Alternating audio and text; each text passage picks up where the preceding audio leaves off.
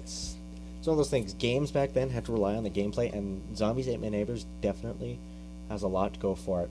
The one thing I find funny, though, we're looking at a cat right now that's behind the camera, so if the camera starts to shake, it's that fucking cat's fault, and we're looking at you. We are gonna skin you alive on YouTube. Anyway. Don't even think about it. Okay. Anyway, continuing on. Zombies Ate My Neighbors. Zombies Ate My Neighbors. The whole point of the game is you're running through little bits, like small maps, trying to rescue all the survivors. Once you rescue all the survivors, these little doors kind of just appear out of nowhere. Yeah. And you run through the door. So it's very simple, but the maps are very, very maze-like. Oh yeah, they're always just throwing walls at you, and it's... You get some weapons that can break through certain walls, like... the bazooka. The bazooka can blow through walls that have cracks, or like the weaker parts in the hedges. Yeah, some bushes can go. This is the weird part. The game starts off like the first 4 or 5 levels are like bleeding American suburbia, like shopping malls, Mall of America. These weird little home, like just like a neighborhood or one giant home, and then level 6. It's either 5 or 6. You're in a pyramid. You just jump into Egypt, okay. And then just hop the plane. You're back into suburbia again. Yeah. Like, there's no explanation to it. It's not really a game that needs to be questioned, though. It's like your children running around with water pistols just to destroy zombies. And it destroys zombies. And the one part that this bugs everybody, like Jeff and I think it bugs everybody.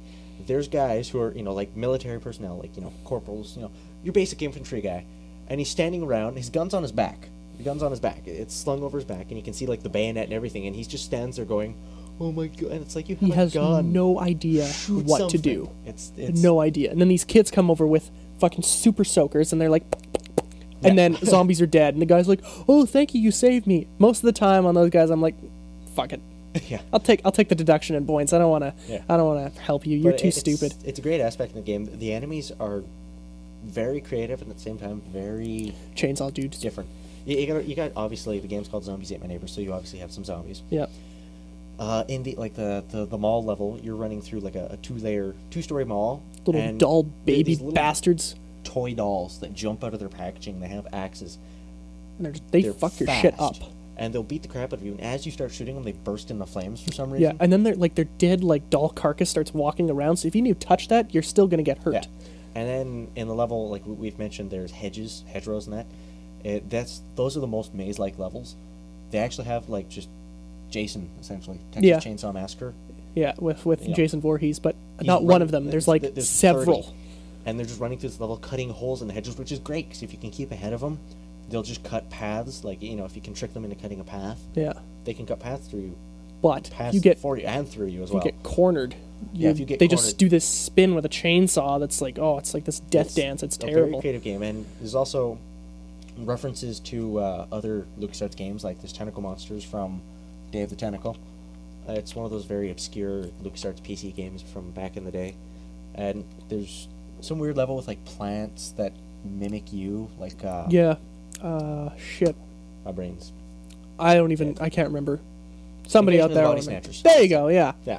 So you get, Invasion of the Body Snatchers guys going on. This game is a spoof of pretty much every cheesy sci-fi or... B-horror movies. Yeah. Slasher movies. It spoofs everything, including itself, really. Yeah, but the thing is, it's super fun. And when you start out, you start playing as 2 players. You're like, okay, we're going to work together. And then you realize that the other guy's getting points for people he's saving. So it's like, wait a minute. It's also a challenge and a race, really. Yeah, fuck that. Now it's competitive. So instead of we were just playing... At that moment, once he goes, oh, he's getting more points because he's rescued, 7 of the 9 people. Yeah. And I've got the other 2. Players start going, I want to go this way, I want to go this way, and then they're stuck. Yeah. And there's enemies in the middle. Much. I actually intentionally stuck him with a bunch of mummies in the pyramid level just to piss him off, because I wanted to get the points for those people to save, and he was just getting his shit fucked. And I was like, no, not gonna help you. Not gonna help you. Yeah. It's a great game. It's definitely a party game. This is probably one of the first party games ever made that really isn't a party game. And the children are very late 80s, early 90s. The characters you play. Yeah. You play as Zeke or Julie. A lot of people probably didn't know they had names, but they have names. Zeke and Julie. Blonde guy or black-haired, hat-capped girl.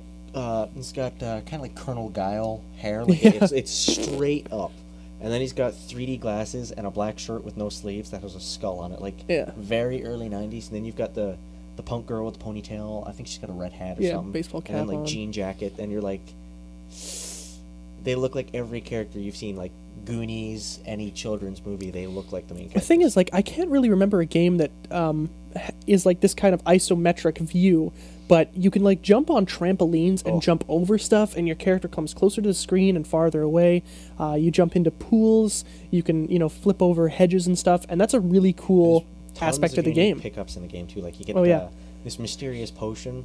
Well, there's two mysterious potions. There's one that's green and everyone knows what it does, and there's one that's just the kind of iconic potion science beaker, little bottle beaker thing. Dr. Jekyll and Mr. Hyde with a question juice. mark on it, which does something completely random.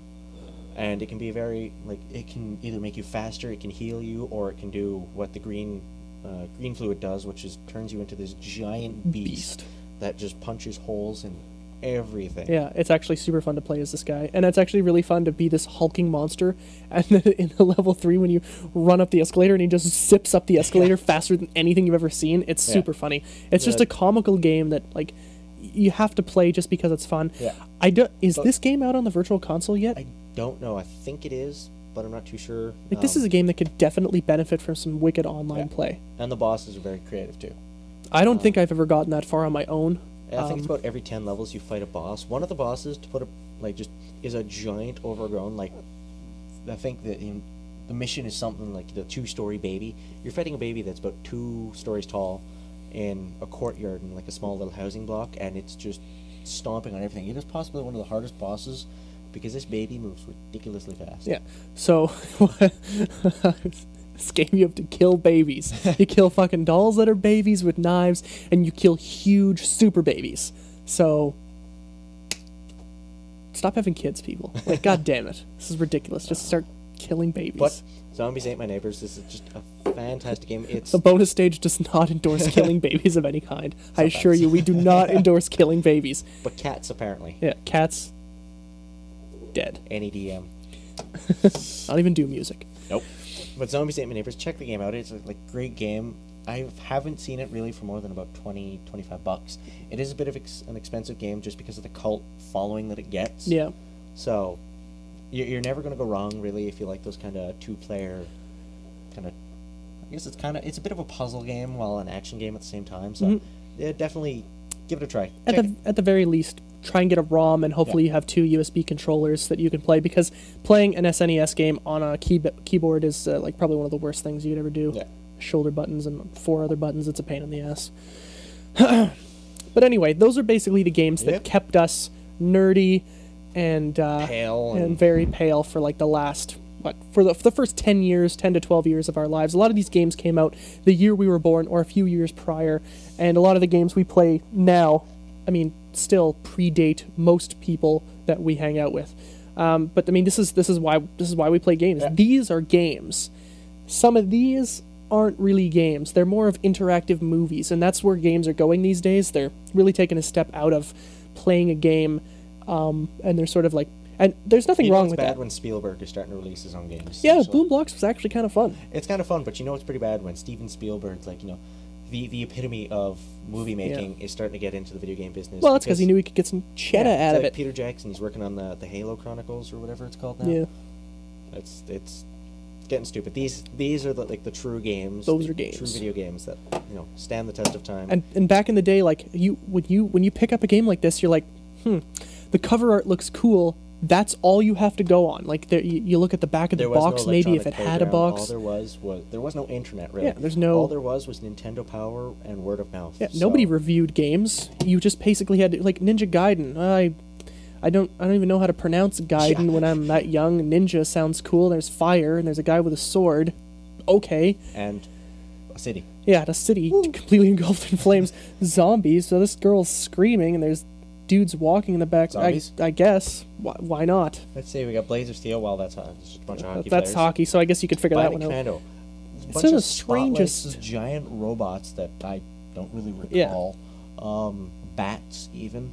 There's a helicopter and a bunch of spotlights. Yeah, you were really taking So- a leap of faith back then when you played games, and now you have shows like our show that can tell you, what us, games are good. And James Rolfe at the Angry Video Game Nerd, and Derek Alexander from the Happy Video Game Nerd. All these guys will tell you, like, what games are good, and you've got like Electronic Playground with Victor Lucas, Tommy Tallarico. Reviews on the Run. Victor X-Play, Lucas, AOTS. All these shows you've got now. So many shows, so many mediums essentially to learn about these games. So back then, it was classic totally games, if anyone 50-50. suggests it, you really got to check them out. And it's so easy now with the internet because you can pirate it. Borrow games. You can pirate it. Yeah. And then you can just play them on your computer. And, at the very NES games, so easy to get, and pretty much, like, some of them are probably becoming public domain very shortly.